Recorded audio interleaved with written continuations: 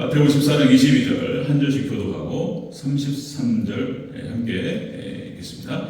22절 제가 먼저 읽습니다. 예수님께서 즉시 제자들을 재촉하사 자기가 무리를 보내는 동안에 배를 타고 앞서 건너편으로 가게 하시고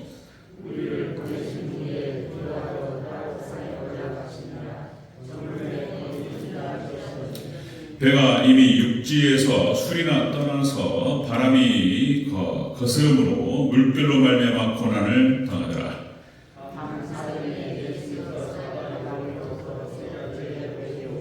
제자들이 그가 바다 위로 걸어오심을 보고 놀라 유령이라 하며 무서워하여 소리 지르거늘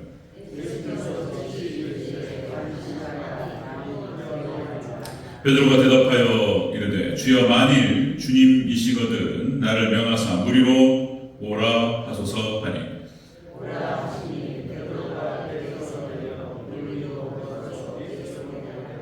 바람을 보고 무서워 빠져가는지라 소리질러 이르되 주여 나를 구원하소서 하니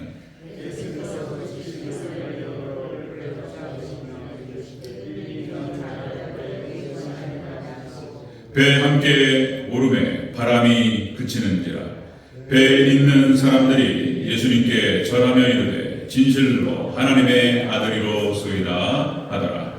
아멘. 네, 인사하겠습니다. 오직 예수님, 예수님의 은혜와 평강이 넘치시기를 축원합니다. 아멘. 오늘 함께 읽으신 마태복음 14장 22절에서 33절 오늘 본문을 토대로 인생의 풍랑 속에서 성도가 할 일 이라는 제목으로 말씀 받겠습니다. 인생의 풍랑 속에서 성도가 할 일. 같이 한번 따라하겠습니다. 인생의 풍랑 속에서 성도가 할 일. 인생의 풍랑. 여러분들 우리 인생 살다 보면은 파도 치고 바람이 불고 그리고 풍랑이 올 때가 있습니다. 그때 우리 하나님 백성들은 어떤 행동을 취해야 할 것인가? 오늘 본문을 통해서 예수님께서 중요한 메시지가 있습니다. 우리가 어떤 자세를 취할 것인가? 그 내용들을 살펴보도록 하겠습니다. 오늘 종료주일 잘 아시다시피 예수님께서 일요일날 오늘 성전에 입성하십니다. 월화수목 잠깐 예루살렘 성 잠깐 밖에 나와서 기도도 하셨지만 예루살렘 성에 계시다가 이제 예수님께서 금요일날 새벽에 잡히시고 그날 전격적으로 재판이 끝나고 사형 집행이 되어버립니다. 9시에 십자가에 못 박히셔서 그리고 예수님께서는 몸이 약하셨기 때문에 6시간 만에 운명하셨습니다. 9시에 못 박히셔서 오후 3시에 돌아가셨어요. 이것은 출애굽기 12장 6월절을 처음 하나님께서 말씀하실 때하고 똑같습니다. 시간과 날짜도 똑같아요. 양을 집에 가져와서 4일 동안 데리고 있다가 4일째 오후 3시에 잡아요. 출애굽기 17일에 나와요. 왜 하나님께서 양을 4일 동안 가지고 있으라고 하셨는지 그리고 왜 오후 3시에 잡으라고 하셨는지는 이해할 수가 없었어요. 그런데 신약성경 오늘 본문과 딱 짝을 맞춰보니까 정확하게 맞아요. 구약의 얘기와 신약의 얘기는 똑같습니다. 놀랍습니다. 이런 것들이. 자, 이 종려주일은 예수님께서 예루살렘 입성하실 때 사람들이 막 찬양했어요. 종려나무를 깔고 자기 겉옷을 벗어가지고 바닥에 깔았어요. 예수님께 나귀를 타고 올라가시는데 막 찬양하면서 호산나 다윗의 자손이여 우리를 구원하소서. 이 호산나라는 뜻이 그런 뜻입니다. 오 우리를 구원해 주소서. 이 호산나예요. 호산나 찬양하면서 그렇게 이 종려나무가 가지고 있는 뜻은 영광, 아름다움, 기쁨, 그 다음에 승리를 상징합니다. 그러니까 예수님께서 이 6월절 이제 그림자가 아니에요. 6월절은 이제 구약에서는 다 그림자였어요. 예수님은 다 예표하고 모형하여. 그런데 이제 실체, 본체가 오셔가지고 진짜 6월절을 이제 지내시는 거예요. 예수님께서. 자, 그것을 마치 예언적 의미로 예수님께서 승리하실 것을 찬양하는 그런 장면이었습니다. 종료주일에 들어갈 때 그렇게 찬양했어요. 그런데 이 사람들이 사흘 만에 돌변해서 예수님 십자가에 못 박으라고 소리치죠. 그렇게 됩니다. 이제 그런 상황들이 벌어지는데요. 우리가 이제 새벽 예배, 특별 새벽기도 내일부터 해가지고 자세히 살펴보도록 하겠습니다. 자, 오늘 본문, 그러니까 먼저가 예수님께서 오병이어의 기적이 끝나고 제자들도 먼저 건너가라. 이렇게 말씀하시고 걸어서 잠깐 기도하시고, 제가 그 전에 한번 말씀드렸죠? 예수님께서도 육신을 입으셨기 때문에 기도를 통해서 충전하시는 거예요. 하나님의 은혜와 하나님의 능력을 충전하시는 거예요. 왜냐하면 오병이어 길을 통해 나갔기 때문에 기도를 통해 충전하시고, 그리고 무리를 걸어서 제자들을 배 쪽으로 오고 계셨던 거예요. 그 상황에서 벌어진 사건이 되겠습니다. 자, 인생의 풍랑 속에서 성도가 할 일, 첫 번째, 베드로가 예수님께 이제 나더러 걸어서 오라 하십시오, 이런 얘기 나오죠. 그렇게 해서 이제 가다가 바람이 무서워가지고 빠져버려요. 이런 일이 벌어집니다. 자, 우리 30절을 같이 읽겠습니다. 30절. 자, 시작. 바람을 보고 무서워 빠져가는지라. 아멘. 바람을 보고 무서워 빠졌다. 그러니까 이게 뭔 말이냐면, 인생의 풍랑 가운데서 우리 성도들이 해야 될 일은, 풍랑이 있고 파도가 있고 문제가 있어요, 인생 가운데. 그러나 거기에 집중하면 안 된다. 풍랑 바라보면 안 되고 문제 바라보면 안 된다는 말씀을 하는 거예요, 지금. 풍랑이 있고 우리 눈에 보인단 말이에요. 그런데 거기에 집중해버리면은 빠져요, 문제. 그걸 말씀을 하시는 거예요. 자, 여기 풍랑이라고 하는 것은, 자, 바람이죠. 바람이 눈에 안 보이잖아요. 바람이 눈에 안 보여요. 풍랑을 보고 파도를 보고 바람이라고 하는 존재를 우리가 인식하게 됩니다. 자, 여러분, 우리가 에어컨을 틀잖아요. 에어컨 틀면은 저 에어컨이 바람이 나오는지 안 나오는지를 우리가 눈으로 확인이 안 된단 말이에요. 그러니까 이제 뭐 스탠드 에어컨이라든지 붙박 에어컨이라든지 바람이 나오나 안 나오나 이렇게 돼봐야 되잖아요. 우리가 알 수 있는 방식이 뭐죠? 거기다 천이라든지 종이라든지 이렇게 딱 묶어놓잖아요, 이렇게. 그러면 이제 에어컨 딱 틀면 탁 흔든다. 그러면 눈에 보여요, 바람이라는 것이. 그런 것처럼 여러분, 인생의 파도와 풍랑이 있는데 그 뒤에 존재하는 게 뭐냐면 사단의 역사입니다. 우리를 어렵게 하고 성도들을 어렵게 하는 모든 것들이 사단이 역사하고, 때로는 하나님께서 테스트하기도 하고, 그러니까 인생에 풍랑이 있어요. 그런데 거기에 집중하면 빠진다는 거예요. 그러니까 인생의 풍랑 가운데에서, 풍랑 속에서 성도가 해야 될 일은 뭐냐면 거기 쳐다보지 말라는 거예요. 믿습니까? 근데 왜 안 쳐다볼 수 있냔 말이에요. 바로 걱정되는데, 조금 있으면 내 나이가 70이 되고 노후 준비가 안 됐고, 무엇이 또 자녀들 문제부터 해가지고 생활 문제거리가 많고 인생의 파도가 보이는데 어떻게 안 보냔 말이에요. 그런데 성경에서는 하나님께서는 거기 쳐다보지 말라고 말씀하시는 거예요. 거기 빠져버린다는 거예요. 자, 여러분들, 우리 창세기 12장에서 이런 장면이 나옵니다. 하나님께서 아브라함을 선택하셔가지고 그를 본토 친척 아비집에 꺼내가지고 내가 너에게 지시를 했다고 하라. 아니, 그래가지고 하나님께서 약속의 땅으로 보내셨어요. 가나안 땅에 딱 들어왔는데 창세기 12장 10절에서 가뭄이 온단 말이에요. 가뭄이. 여러분들, 약속의 땅에도 가뭄이 올 수 있습니다. 하나님 약속의 땅인데 가뭄이 와요. 그러니까 이 아브라함이 하나님께 묻지도 않고 애굽으로 내려가 버려요. 애굽으로 내려갔다라고 하는 것은 세상으로 가버렸다는 뜻을 말하는 거예요. 가나안 땅에 있다가 세상으로 가버렸어요. 그래가지고 난리 나요. 사라 뺏기고 아내 뺏기고 이런 아주 그냥 어려운 일들을 경험하게 됩니다. 여러분들, 교회에도 기근이 올 수 있습니다. 하나님 백성에게도 기근이 올 수 있어요. 와요. 온다는 것이죠. 여러분들, 교회에 많은 문제가 있습니다. 교회마다 문제없는 교회가 없고 많은 문제가 있어요. 그러니까 교회도 성도의 삶에도 파도가 오고 풍랑이 와요. 다시 말씀드리면 이것은 사단의 역사일 수도 있고, 사단이 역사해요. 교회 안에서 쫓아내야 돼요. 귀신들 쫓아내야 됩니다. 예수님의 이름으로. 사단이 역사하고, 또 때로는 하나님께서 테스트할 수 있어요. 사단의 유혹일 수도 있고. 여러분들, 그래서 지상교회는 그런 문제가 있습니다. 그러나 우리는 그거 보면 안 되고 하나님 바라봐야 줄을 믿습니다. 그러니까 문제가 있단 말이에요. 자, 여러분들, 야곱의 삶을 우리가 살펴보면은, 자, 구약의 아브라함의 가정, 그 다음에 이삭의 가정, 야곱의 가정이 다 교회를 상징하는 거예요. 교회. 자, 야곱이 4명의 아내를 통해서 12명의 아들과 딸 하나를 낳았어요. 바람 잘 날이 없어요. 이 야곱의 가정이 구약교회도 얼마나 시끄러워, 지지고 볶고 난리가 나고, 사단이 역사하고 막 이런 일이 벌어져 버려요. 그러니까 또 야곱의 실수도 많아요. 아니, 요셉을 갖다가 편애를 해가지고, 그러니까 형들이 잘못도 있는데 야곱의 실수도 있는 거예요. 야곱의 실수도 있는 거예요. 여러분들, 삼국지를 읽어보신 분들이라든지 아니면 시리즈 뭐 드라마라든가 이런 것들 보신 분들 있으면 이런 장면이 하나 나옵니다.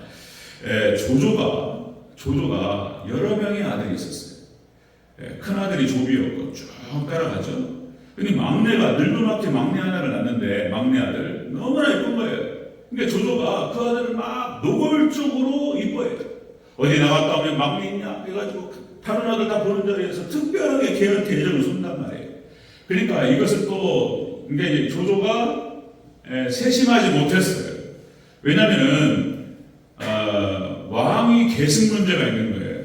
그러니까 이제 큰아들 조비가 생각할 때 불안한 거예요.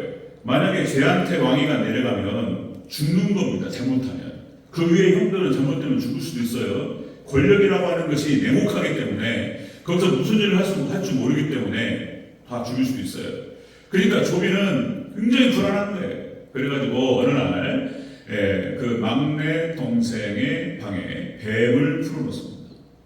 성경에 나와요. 그래서 뱀이 들어가가지고 물려 죽어요. 그러니까 이제 조조가 기가 막혀가지고 이게 지금 무슨 일이야? 어떤 놈이 막내 방에 뱀을 풀어내냐? 찾아요. 어디 찾을 수 있습니까? 그러니까 이제 조조가 딱 이제 뭔가 감이 잡힌단 말이에요. 이거 왕자들 중에서 이 일을 한 놈이 있을 수 있다.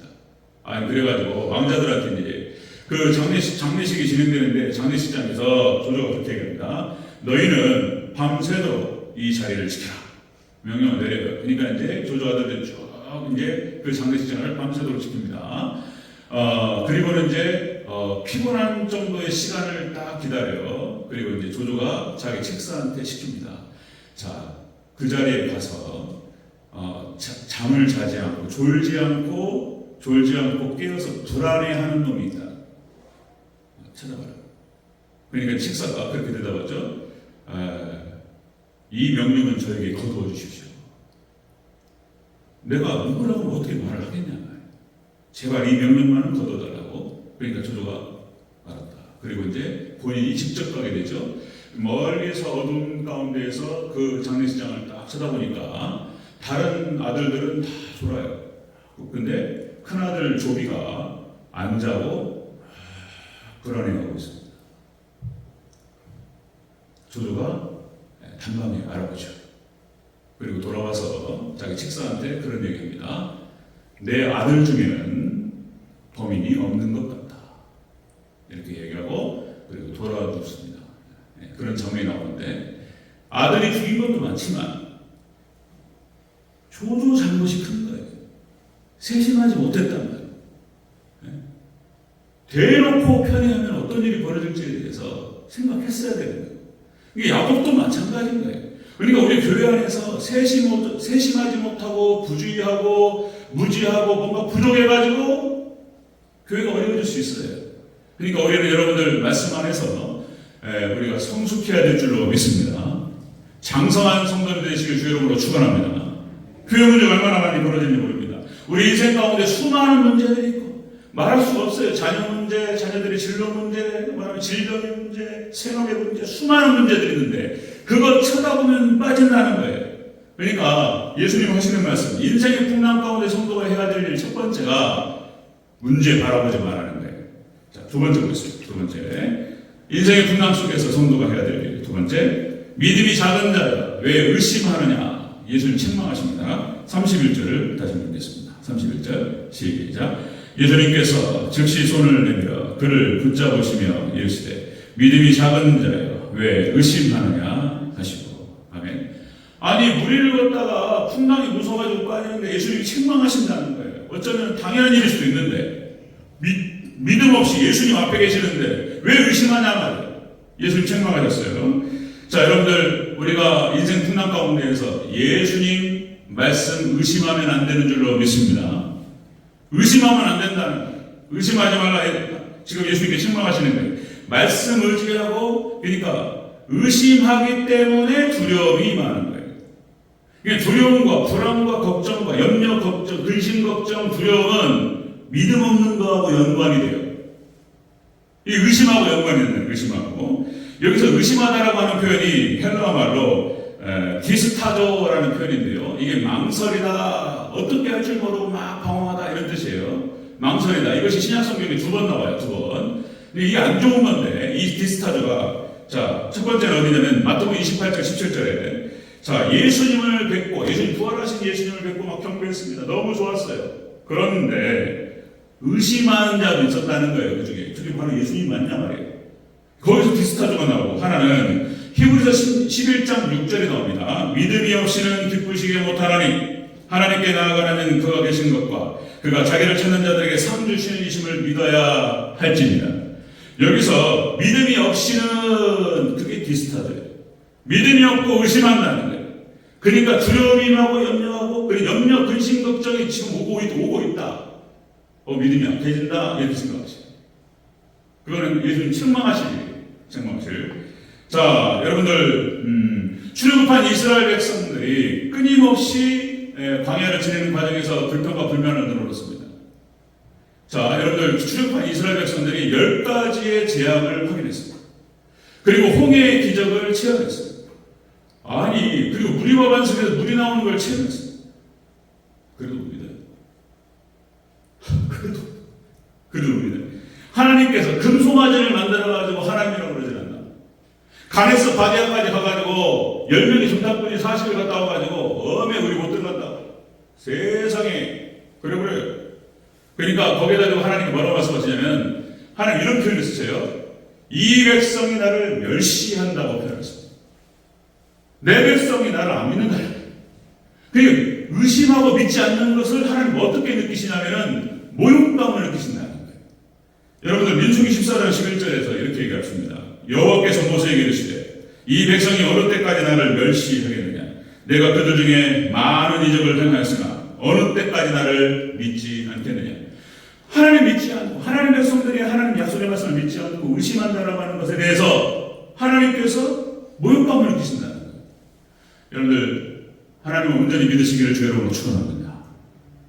모욕감을 느끼셔요. 자, 로마서 14장 23절 의심하고 먹는 자는 정죄 되었나니 이는 믿음을 따라 하지 아니하였기 때문이라. 믿음을 따라 하지 아니한 것이 죄니라. 믿음을 따라 하지 않은 것이 죄가 된다. 죄를 지으면 죄값이 나오는 거예요. 저도 이렇게 얘기하지만 좀 흔들 때 많아요. 솔직히 제가 완벽해서 말씀드리는 게 아니고 저한테도 이 설교가 저도 들어야 되는 말씀이에요. 다 들어야 되는 거예요. 이것도 믿음이 없으면 죄가 된다는 거예요.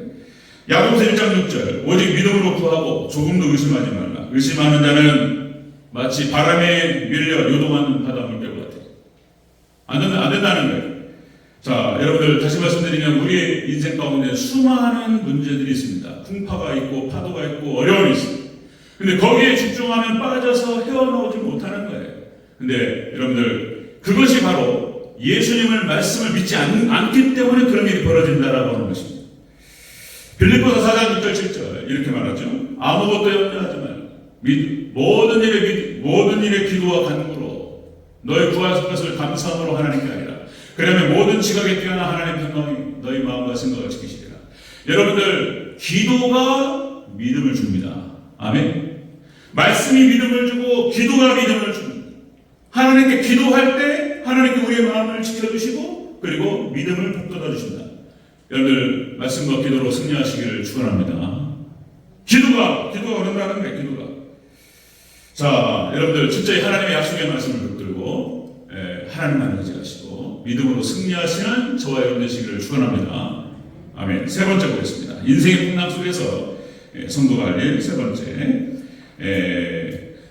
베드로가 예수님만 바라보고 걸어갈 때에는 무리를 걸어갔습니다. 무리를. 자, 29절을 다시 한번 읽겠습니다. 29절 시작. 오라 하시니 베드로가 배에서 내려 무리로 걸어서 예수님께로 가되. 아멘. 베드로가 무리를 걸어본 경험이 있어요. 예수님께서 오라 하시니 예수님 말씀대로 순종해가지고 무리를 걸어버렸대요. 그러니까 여러분들 그러니까 베드로가 처음에는 얼떨결에라고 말할 수 있어요. 얼떨결에 예수님 오라고 하니까 퍽 내려가지고 그냥 막 가버린 거예요. 그냥. 근데 얼떨결에라고 말할 수 있는데 사실상은 이 초반기에는 믿음이었어요. 오병이어의 기적이 바로 앞에 있었고 그 다음에 예수님께서 수많은 이적들을 베푸신 것을 봤잖아요. 그러니까 나도 걷게 하옵소서 예수님께 나를 걷게 하실 줄 믿었다니까요 처음에. 그리고는 믿고 예수님 바라보고 예수님만 바라보고 할 때는 걸었단 말이에요. 근데 시선이 풍랑으로 딱 가는 순간 빠져버려요. 여러분들 우리의 시선이 예수님께 고정하시기를 주의 이름으로 축원합니다. 예수님만 봐야 돼. 예수님만. 말씀만 보고 하나님만 봐야 된다는 거예요. 문제 보고 풍랑 보고 파도 보고 걱정되는 거 보면은 빠져들어가요. 빠져들어가요. 헤엄칩니다. 이제 어렵습니다. 자, 여러분들 이것이 성경 전체 이야기예요. 이 오늘 본문 말씀이 오늘 본문만 하는 것이 아니고 구약 성경의 모든 이야기가 다 이야기예요. 이야기. 여러분 다시 아까 말씀드렸던 대로 여러분들 가데스 바네아에서 10명의 정탐꾼이 40일 동안 정탐하고 돌아가지고 세상에 못 들어간다는 거예요. 거기는 7 족속들이 눈을 시퍼렇게 뜨고 있고 안악자손이 있어요. 안악자손이 골리앗의 선조예요. 등치가 얼마나 큰지 안악자손의 존재에 대해서 지금 다 고증학으로 나옵니다. 그래서 얼마나 큰 거기에 비교하니까 우리 메뚜기 같고 그러니까 10명의 정탐꾼이 했던 말이 현실적으로는 맞는 말이에요. 안 되는 거예요. 어떨까요? 그런데 여호수아 갈렙은 하나님 약속의 말씀을 믿었다. 하나님이 도와주십니다. 하나님께 이 땅을 주시기로 약속하셨으니까 우리가 하나님 믿고 들어가면 이 땅을 차지해요. 믿습니까? 아니 다 여호수아 갈렙 얘기고 모세 얘기도 다 똑같은 거예요. 아브라함도 마찬가지예요. 여러분 에녹과 노아도 마찬가지예요. 현실적으로 비가 오겠냐 말이에요. 이거 지금 노아도 산에다가 방주를 지으면서 헷갈릴 수 있어요. 그런데 노아는 그 믿음이 흔들리지 않았고 그 약속의 말씀 붙들고 방주를 지은 줄로 믿습니다. 다 그 얘기예요. 에녹도 마찬가지고 아브라함도 히브리서 11장 8절 믿음으로 아브라함은 부르심을 받았을 때 순종하여 장래 유업으로 받을 땅에 나아갈새 갈 바를 알지 못하고 어디로 갈지를 모르고 그냥 순종하더라고요. 여러분들 하나님 말씀 따라서 하나님께 가라고 하시면 가고 서라고 서고 그렇게 말씀 따라갈 때 천국으로 인도받을 줄로 믿습니다. 그 땅이 가나안 땅이었던 거예요. 갈 바를 알지 못하고 나왔더니 하나님 가나안 땅으로 인도하셨어요. 그 다음에 히브리서 11장 31절 믿음의 선진들 이야기 다 나와요. 자, 기생락, 기드온, 바락, 삼손, 입다, 다윗 및 사무엘과 선자들의 일을 말하려면 시간이 부족하리로다. 아멘. 오직 말씀만 붙들고 하나님만 의지하면서 나아갔어요. 하나님 놀라운 승리와 영광을 허락하신 줄로 믿습니다. 무리를 걸어요. 저도 마찬가지예요. 믿으시기를 주의 이름으로 축원합니다. 아멘. 너무 좋았어요. 믿으시기를 주의 이름으로 축원합니다. 이게 이룬다니까요. 성경 전체가 그걸 얘기하고 있어요. 여러분들 예수님께서 첫 번째 사역, 공생의 첫 번째 사역, 예수님께서 40일 금식하시고 그리고 사단에게 시험을 이기시고 그리고 세례 요한에게 세례 받으시고 첫 번째 사역이 뭐였냐면 가나 혼인잔치였어요. 가나 혼인잔치에서 이런 거예요. 이제 그러니까 혼인잔치에 갔는데 기쁨이잖아요. 기쁘고 너무 좋은데 포도주가 떨어져 버렸단 말이에요. 그러니까 이제 어머니 마리아가 예수님이 시키는 대로 해라 이렇게 얘기했단 말이에요. 그러니까 예수님이 뭐라고 그러시냐면 굳이 여기까지 예수님 어머니 말씀하시니까 효도하는 마음으로 그렇게 말했던 거예요. 종들을 불러가지고 물을 떠서 저기 항아리에다 부어라. 막 부었어요. 떠가지고 갖다 주라. 그러니까 종들이 생각할 때는 지네가 물을 갖다 부었잖아요. 근데 그거 갖다 주라고? 좀 어이없을 수 있어요. 말대로 하면 예수님 말씀대로 하면 기적이 일어난 줄로 믿습니다.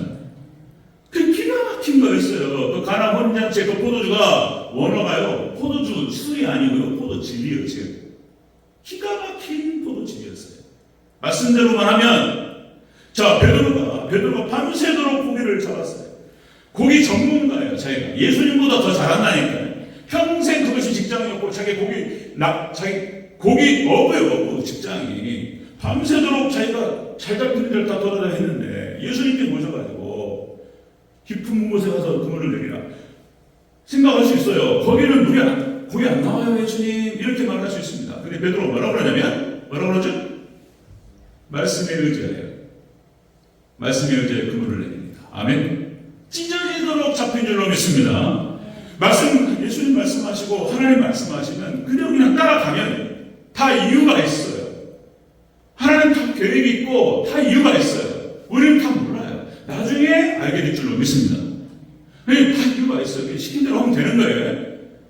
말씀대로 따라갈 때 여러분들 무리를 걷고 기적을 체험할 줄로 믿습니다.